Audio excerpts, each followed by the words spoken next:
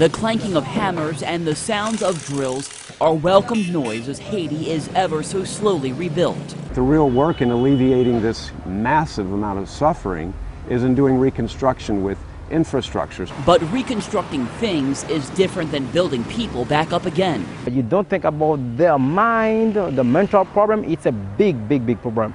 Many families are still living in tents, not because their house is unsafe, but because they're too traumatized to go back inside.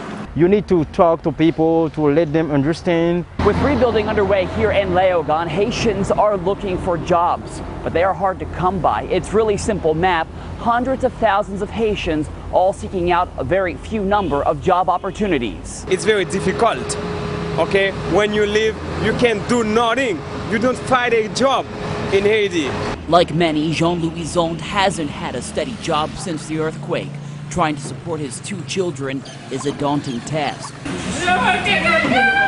Felix Paul Michel is one of the few that has found permanent work making wooden school desks. The job is not easy, so me, I have a chance. So but many people have needed jobs, they can't find, so it's not easy.